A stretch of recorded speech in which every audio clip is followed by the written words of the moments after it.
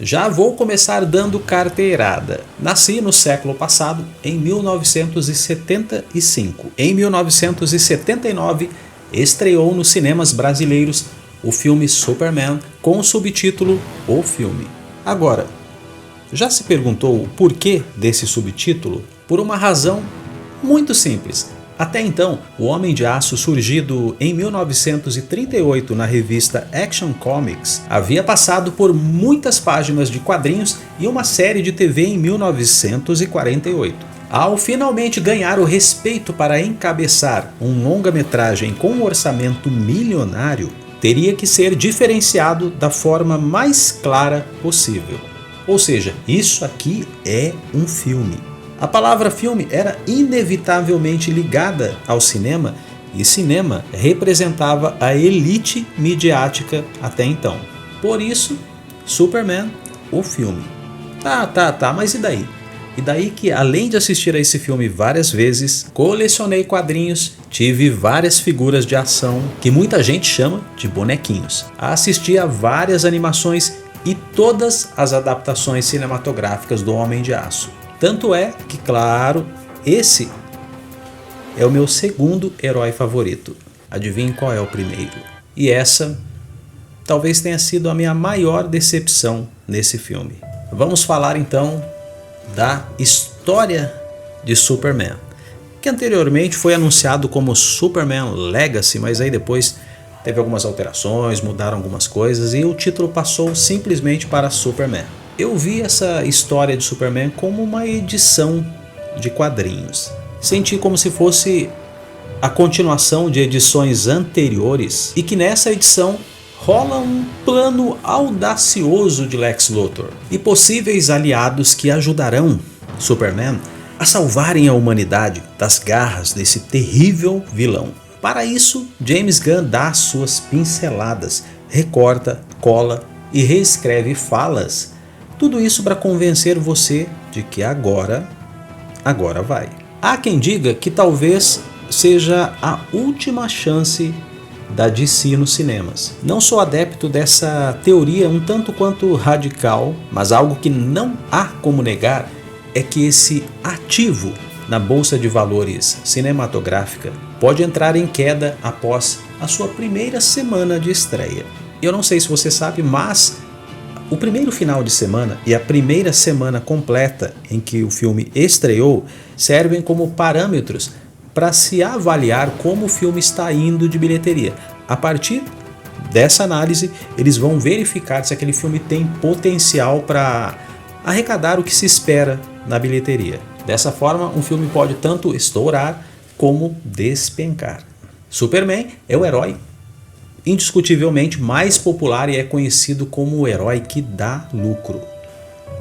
Se James Gunn não conseguir mostrar aos produtores que valeu a pena, talvez os filmes de herói daqui para frente não atraiam produtores dispostos a assinarem os seus cheques milionários para que vejamos novas adaptações ou releituras de outros diretores sobre o Homem de Aço ou até mesmo qualquer outro herói.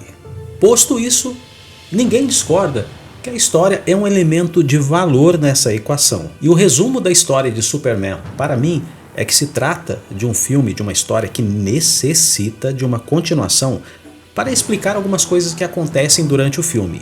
Dessa forma, como você percebe o filme meio solto, como se ele tivesse vindo de um lugar e necessitasse ir para outro lugar, isso acaba sendo traduzido num gesto, num movimento muito audacioso por parte de James Gunn, que pode dar certo ou pode custar muito caro. Um exemplo contrário foi realizado pelo seu predecessor Zack Snyder em 2013 ao lançar O Homem de Aço. Aqui nós temos uma história com começo, meio e fim. E o complicado é que no cinema nenhuma das duas fórmulas pode garantir o sucesso do filme. Mas no caso da fórmula de Zack Snyder, nós tivemos pelo menos a garantia de que o Homem de Aço, interpretado por Henry Cavill, ficou conosco aí por aproximadamente 9 anos, tendo surgido pela primeira vez, como eu disse, em 2013, no Homem de Aço, e tendo a sua última aparição numa cena pós-crédito de Adão Negro de 2022. Zack Snyder também foi bastante corajoso, foi audacioso em repaginar o uniforme do Homem de Aço. Lembrando que para muitos não fazia sentido os heróis usarem a cueca por cima da calça. Teve gente que gostou, teve gente que detestou. Ou seja, esse mundo aqui não é fácil não, viu?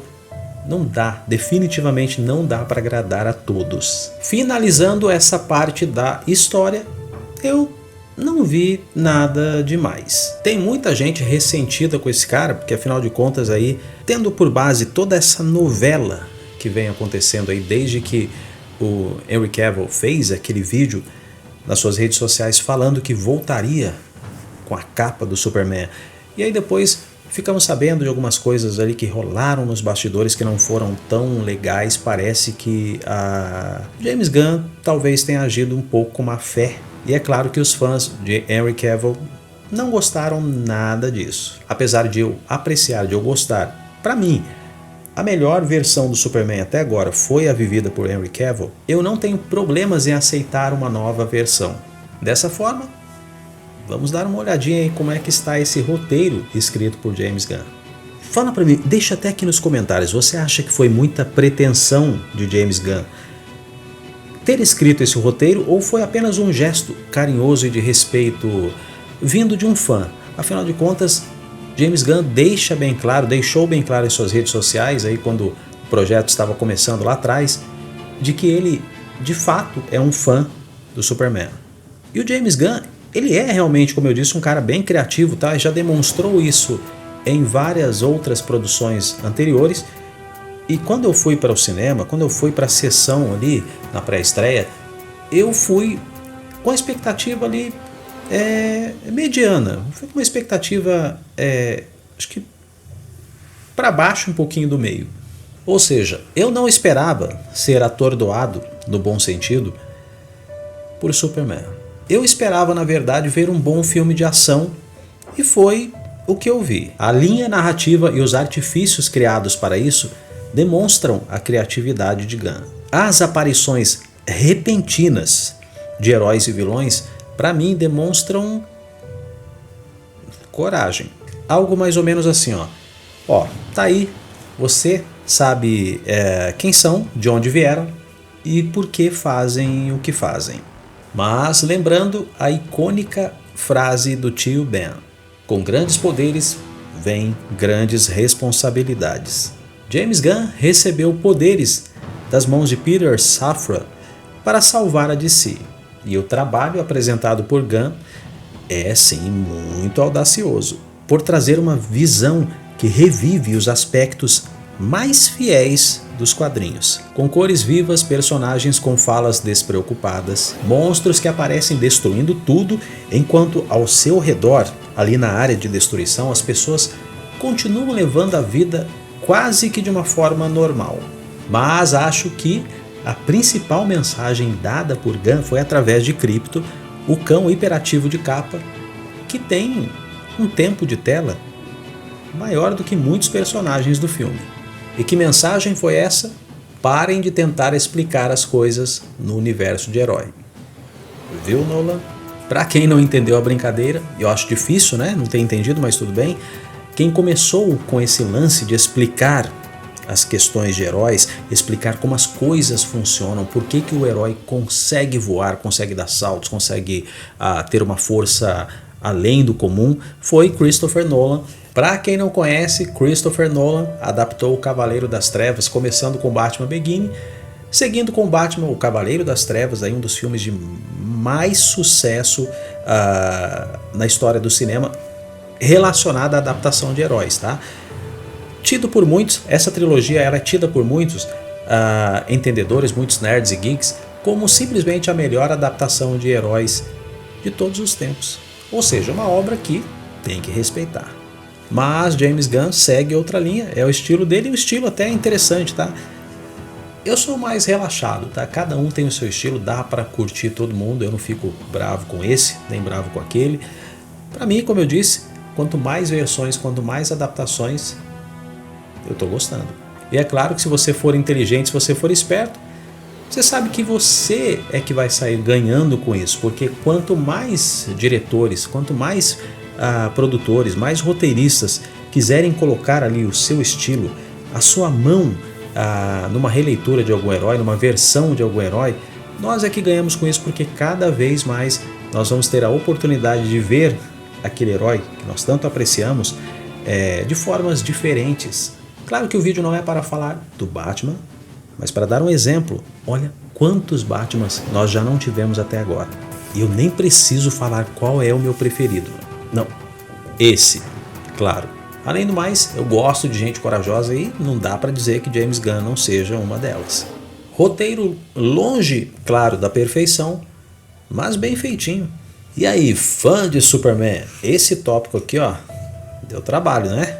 Imagina aí as noites mal dormidas que você teve aí esperando que fosse anunciado o novo ator de Superman. Finalmente foi, né? E agora vamos entender como é que está então esse elenco aqui. Sempre que um ator ou atriz são cotados para darem vida a um personagem famoso nos cinemas, a internet fica em polvorosa. Não foi diferente quando Superman de James Gunn foi anunciado. Para viverem o Homem de Aço, alguns atores foram cotados para o papel, mas acabou ficando com David Corenswet, que enfrentou também algumas resistências dos internautas assim que foi anunciado, mas que resistiu, filmou, e aqui ó, ele mostra um bom trabalho como um Superman um pouco inexperiente, e as questões humanas e complexas que aparecem para serem resolvidas acabam se tornando convincentes, e isso graças à boa atuação de David Corenswet, que não é assim uma atuação genial, mas que cabe bem no personagem. Ele ficou bem. Nicholas Hoult faz um Lex Luthor muito vilão. Parece muito óbvio, mas dessa vez o personagem é retratado com uma inteligência sobre-humana e uma obsessão doentia por poder. Obsessão essa que o torna capaz de matar sem problema. Então só nesses dois pontos já dá para esperar atitudes diferentes em relação às versões anteriores de Lex Luthor. Bom, eu acho que não é spoiler eu dizer que o bem sempre vence o mal, pelo menos nas histórias em quadrinhos, no universo de heróis. E aqui em Superman, lá no terceiro arco, quando o Lex Luthor percebe que não dá mais para ele tem uma atitude e mostra uma das facetas dele que eu não lembro de ter visto. Não aconteceu isso em outros filmes anteriores. Não do personagem Lex Luthor. Quando você assistir e você chegar nessa cena, você vai entender do que se trata. De forma resumida, vou fazer um breve comentário sobre os outros atores e, consequentemente, os seus personagens. Lois Lane, Rachel Brosnahan, não é tratada como a excelente repórter, e sim apenas como a ficante do Superman. Jimmy Olsen, vivido por Skyler Gisondo. Finalmente, Jimmy ganha uma participação um pouco mais importante. Não, aliás, bem importante. O personagem em si não tem muitas falas, mas é o responsável pelas cenas mais engraçadas do filme. Isabella Merced, Hawkgirl, parece que não faria falta se fosse removida do filme, mas só por uma cena já vale a sua participação no filme. Nathan Fillion, o Guy Gardner, o Lanterna Verde, é o alívio cômico integral do filme, e quem conhece esse personagem nos quadrinhos sabe que ali no filme não poderia ser diferente. Mandou muito bem. Ed Gaddick, o Mr. Terrific. O personagem é meio robotizado, então não dá para avaliar bem a performance do ator, mas a presença do personagem compensa com falas e cenas bem legais. Sara Sampaio é Eva Teschmacher, ou, para quem preferir e se lembra de Superman ou filme, apenas Senhorita Teschmacher. Essa personagem ficou bem escrita e tem uma importância na trama que eu não esperava. Perry White, Wendell Pierce. Este é o mais fraquinho dos Perrys que eu já vi. E o pior é que eu gosto do ator, mas aquilo foi muito mal aproveitado. Frank Grillo, como todos já sabiam, interpreta Rick Flag.